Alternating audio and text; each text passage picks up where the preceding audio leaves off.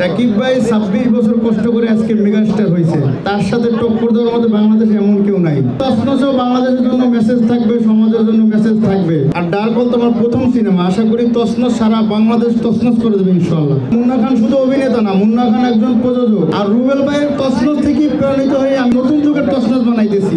যে বলবে শাকিব খানের সাথে টক্কর দেবে সে বোকার স্বর্গে বাস করবে। দেখতেই পাচ্ছেন নাম কিন্তু তসনস আছে। ববি ভাই নাম আলেকজান্ডার বউ ভাইয়া, যার সাথে কাজ করো ছোটবেলা থেকেই স্বপ্ন, ছোটবেলা থেকেই স্বপ্ন ছিল ভাইয়ের সাথে কাজ করবো। অলরেডি মিশা ভাইয়ের সাথে একটা কাজ কিন্তু হয়ে গেছে, সিনেমার ডার্কল অনেক ভালো গেছে, আপনাদের অনেক ভালোবাসা পেয়েছি।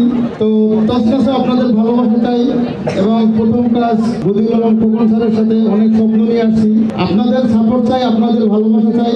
আপনাদের প্রশ্নের উত্তর আমি এবং ববি ম্যাডাম অবশ্যই দেবো পার্সোনালি ভাবে। আমার জন্য সবাই দোয়া করবেন, আর যারা এখানে আছে মুরব্বী তারাও সবাই দোয়া করার জন্য আসছে, তসনসের পাশে আসছে। এই সিনেমার গল্পের সাথে ববি আপু যায় তাই তাকে নিচ্ছি।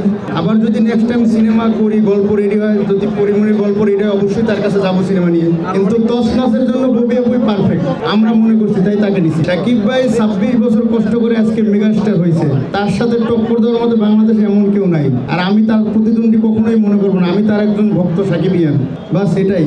সিনেমা তো আমরা অ্যাকশন রোমান্টিক ছবি বেশি বানাই, এই সিনেমাটার ভিতরে অ্যাকশন রোমান্টিক কমেডি সবকিছুই আপনারা পাবেন। আর দেশের জন্য তো অবশ্যই মেসেজ থাকবো। আমি পিছে ডার্কল সিনেমা বানিয়েছি, আপনারা দেখছেন। ডার্কল সিনেমা তো সবাই দেখছেন, এখানে দেখছেন না যারা সাংবাদিক আছেন? মেসেজ ছিল বাংলাদেশের জন্য, তো অবশ্যই তসনসও বাংলাদেশের জন্য মেসেজ থাকবে, সমাজের জন্য মেসেজ থাকবে। আর গল্পটা ববি আপু অসংখ্য পছন্দ করেছে, সে বলছে এটা প্রত্যেক পাড়ে পাড়ে মেসেজ আছে। তো একটু ওয়েট অ্যান্ড সি।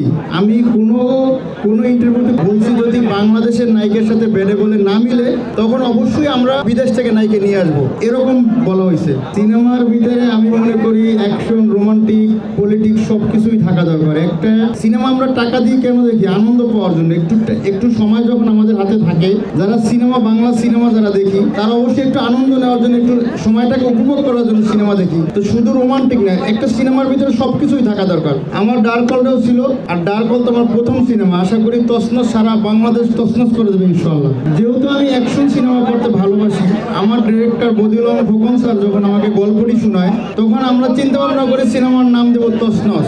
আপনি যখন একটা অ্যাকশন সিনেমা দেখবেন তখন নামটা অ্যাকশনের মতোই হতে হবে, তো ওই জায়গা থেকেই সিনেমার নাম দেওয়া তসনস। ভাই এই ক্রেসির মতো অনেক সিনেমা রিলিজ হইতেছে, অনেকে সিনেমার কাজ ধরছে। আর যেহেতু মুন্না খান মাল্টিমিডিয়া, মুন্না খান শুধু অভিনেতা না, মুন্না খান একজন প্রযোজক। মুন্না খান মাল্টিমিডিয়া প্রযোজনা প্রতিষ্ঠান থেকে 100 মিউজিক্যাল ফিল্ম এর উপরে রিলিজ আছে, বড় আছে মুন্না খান মাল্টিমিডিয়া ইউটিউব চ্যানেলে। আমার একটি নাটকের চ্যানেল আছে মুন্না খান ড্রামা। যেহেতু প্রযোজনা করি, আমার বাংলাদেশে কোনো বিজনেস নাই, আমি বাইরে বিজনেস করি। তো সেই ক্ষেত্রে আমি যেহেতু প্রযোজনা করি, আমার সিনেমা বানাতেই হবে। সিনেমা বানানো আমার নেশা, সিনেমা বানানো এখন হয়ে গেছে আমার পেশা, কারণ সিনেমাকে আমি ভালোবাসি, সিনেমার মানুষকে আমি ভালোবাসি। তো সেই জায়গা থেকেই সিদ্ধান্ত নেওয়া যে আমার নেক্সট সিনেমা তসনস বানাবো। আরো সিনেমার ঘোষণা আসতে আছে ইনশাআল্লাহ, দেখা যাক। অলরেডি আন্ডার প্রসেস, গল্প রেডি হইতেছে। আসলে কোনো ব্যবসায়ী প্রফিট চিন্তা করে বিজনেস করে না, ব্যবসায় লাভও আছে লসও আছে, এই হিসাব করি আমরা কাজ করি। বদিউল আলম খোকন 34টা সিনেমা বানিয়েছে, আপনার কত টাকা মনে হয়েছে বাজেট? সিনেমায় ইয়াসমিন হক ববি আছে, সুপার হিট নায়িকা, একদম প্রথম সারির নায়িকা। আমাদের মিশা ভাই আছে, আলেকজান্ডার বউ আছে, একদম নিচ থেকে উপর পর্যন্ত আসছেন। কতগুলো ব্যানার দেখছেন, নিউজ ব্যানার, কতগুলো শিল্পী আছে। তো বাজেটটা এখনই বলা যাইতেছে না, একটু ওয়েট করেন, সময় সব বলে দেবে।